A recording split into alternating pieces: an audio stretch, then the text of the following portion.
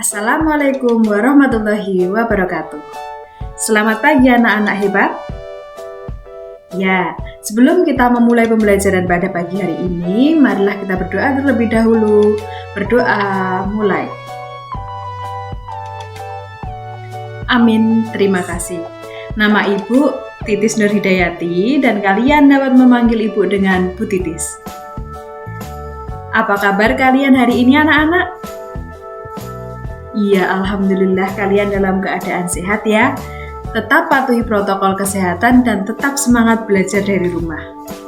Nah, pada kesempatan kali ini, Ibu mau bertanya, apakah kalian mempunyai cita-cita? Coba apa cita-cita kalian? Iya, semua pasti mempunyai cita-cita ya. Nah, pada kesempatan kali ini kita akan belajar pada tema yang kelima, yaitu cita-cita, pada subtema yang kedua, dan pada pembelajaran yang kedua. Tetap semangat, kita mulai pelajaran pada pagi hari ini.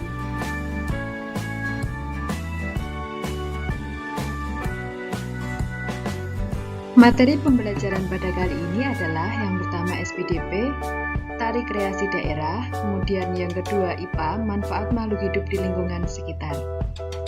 Untuk tujuan pembelajarannya, yang pertama menganalisis dan memperagakan tari kreasi daerah, yang kedua membandingkan dan membuat laporan mengenai manfaat makhluk hidup di lingkungan sekitar. Nah, Ibu mau tanya, apa cita-cita kalian? Apakah petani? Atau tenaga kesehatan seperti dokter, bidan, perawat? Atau guru, atau nelayan, polisi, arsitek, atau penari?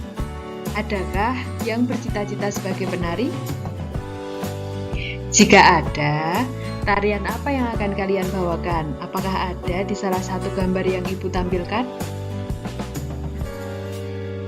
Ya, gambar yang Ibu tampilkan adalah contoh dari tari kreasi daerah di Indonesia. Indonesia memiliki banyak sekali tarian daerah. Contohnya adalah tari Sajojo. Mari kita lihat bersama-sama tari Sajojo.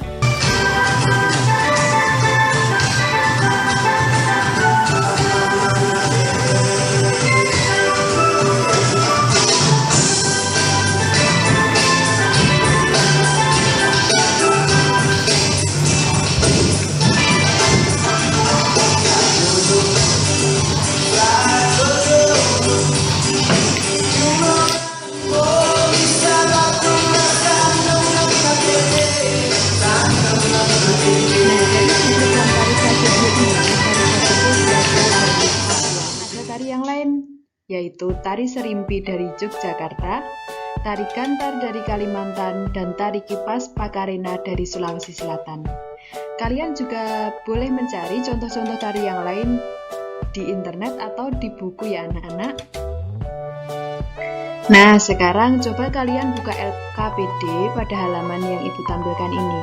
Di sini kalian diminta untuk mencocokkan antara gambar dan tarian serta asal tariannya. Kalian tuliskan di buku tulis kalian ya anak-anak, tuliskan nomor 1 itu, pada gambar nomor 1 tarian apa dan daerahnya dari mana, seperti itu. Kemudian nanti difoto dan diupload di Google Classroom ya anak-anak. Nah, sekarang coba lihat tarian Bungung Jumpa dari Aceh. Oke, sekarang gerakan yang pertama atau gerakan A. Posisi tangannya, posisi jari seperti ini, namanya ngite. Posisinya ibu jari bertemu dengan jari tengah. Nah, seperti ini. Kemudian kita bawa ke samping kanan. Yang tangan kanan di atas, yang tangan kiri di bawahnya. Kemudian kaki kanan kita letakkan di depan.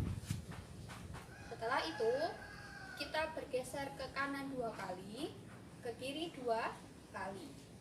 Saat bergeser, kedua tangan dipukul seperti ini 2 kali. 1, 2.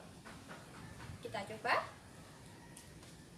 1, 2, 3. 1, 4, 5, 6, 7, 8. Seperti itu. Sekarang gerakan yang kedua atau gerakan B. Posisi tangannya seperti ini. Ibu jari dilipat ke dalam dua-duanya. Kemudian setelah itu badan kita serongkan ke kanan. Kaki kanan kita letakkan di depan. Kemudian kedua tangan tadi kita dorong ke atas. Seperti ini. Jadi saat tangan didorong ke atas, kaki juga ikut tarik ke depan. Kemudian saat tangan ditarik ke bawah, kaki juga ikut ditarik mundur. Seperti ini. Setelah itu, setelah ke kanan 2 kali, kemudian serong ke kiri. Sekarang gerakan ketiga atau gerakan C. Posisi tangan seperti saat kalian memegang bola, seperti ini. Tangan kanan di atas, tangan kiri di bawah, kemudian dibolak-balik. Nah, kemudian diletakkan di samping kanan, samping kiri. Kemudian posisi kaki, gerakan kaki, jalan di tempat, seperti ini. Kemudian saat digabung, saat kaki kanan diangkat, tangan kiri di atas, tangan kanan di bawah, seperti ini.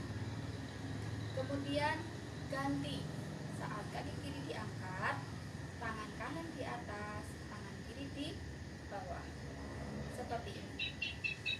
Nah, sekarang kita gabung.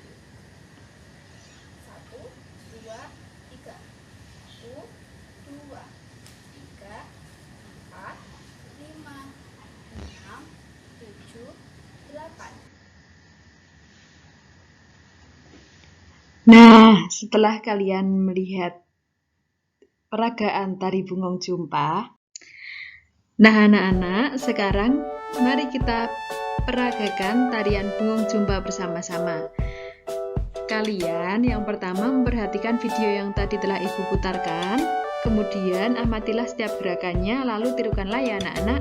Mintalah bantuan orang tua untuk memfoto saat kalian melakukan gerakan tarian.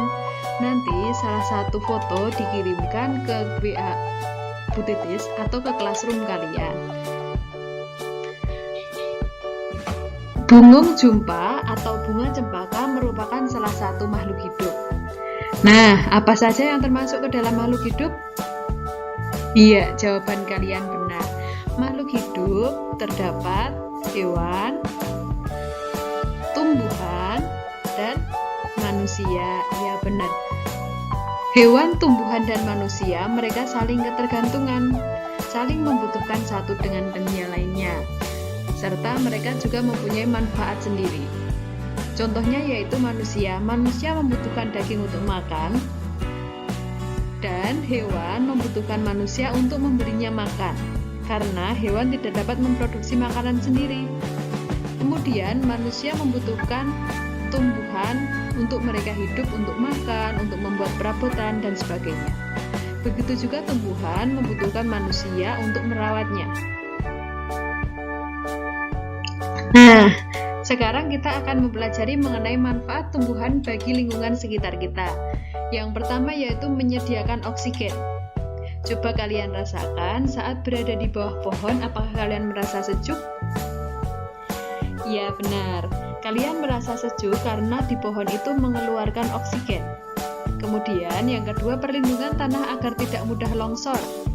Nah, pada hutan yang ditebangi pohonnya atau pada pegunungan yang ditebangi pohonnya akan lebih riskan terjadi longsor karena tanah sudah tidak terikat pada akar tumbuhan. Kemudian yang ketiga yaitu membersihkan udara karena menyerap karbon dioksida untuk proses fotosintesis. Proses fotosintesis itu membutuhkan karbon dioksida, sehingga karbon dioksida di lingkungan kita terserap oleh tumbuhan, dan nanti hasil fotosintesis itu berupa oksigen. Jadi kita akan menghirup oksigen segar. Kemudian untuk manfaat hewan bagi lingkungan sekitar kita, yaitu yang pertama menjaga keseimbangan alam, dan yang kedua menguraikan sisa makanan menjadi zat makanan yang dapat diserap oleh tumbuhan sebagai zat hara. Manfaat hewan dan tumbuhan bagi manusia yang pertama adalah sebagai bahan makanan. Ada daging, ada sayur, ada susu, ada roti, itu berasal dari tumbuhan. Daging dari hewan, sayur dari tumbuhan, susu dari hewan, roti juga dari tumbuhan. Selain itu juga hewan dan tumbuhan bermanfaat untuk membuat sandang, yaitu pada tumbuhan kapas. Tumbuhan kapas, nanti kapas akan diolah menjadi benang, benang akan diolah menjadi kain, dan kain akan diolah menjadi baju. Selain itu, pada kulit domba itu akan bisa dijadikan untuk menjadi jaket. Yang ketiga yaitu furniture atau peralatan rumah tangga. Peralatan rumah tangga kita banyak yang terbuat dari kayu. Kayu itu merupakan tumbuhan. Dan yang keempat yaitu untuk obat-obatan. Nah, kita juga harus bijak dalam memanfaatkan tumbuhan dan hewan. Karena jika tumbuhan dan hewan kita punah, maka keseimbangan kehidupan kita juga pasti akan terganggu. Sekarang, coba kalian amati di lingkungan sekitar kalian. Nah, amatilah hewan dan tumbuhan, kemudian analisislah manfaatnya dalam kehidupan kita. Misalnya, pada nama tumbuhan serai. Serai bermanfaat untuk bumbu masak dan untuk obat-obatan seperti itu. Kemudian hewannya apa, manfaatnya apa, dituliskan dalam tabel di bawah ini ya. Nah, setelah kalian selesai belajar, jangan lupa kalian membaca doa, kemudian kalian mengerjakan soal evaluasi yang Ibu berikan ya. Nah, sekarang coba pada kesempatan kali ini kita sudah belajar apa saja? Ya, semuanya benar, semuanya pinter. Kemudian, apa yang sudah kalian pelajari pada hari ini? Adakah materi yang kalian anggap sulit? Iya, ya terima kasih. Ibu mau menyimpulkan untuk pembelajaran pada hari ini kita sudah belajar mengenai tari kreasi daerah di Indonesia, dan kita juga sudah belajar mengenai manfaat hewan dan manfaat tumbuhan untuk manusia dan untuk lingkungan sekitarnya. Sekian pelajaran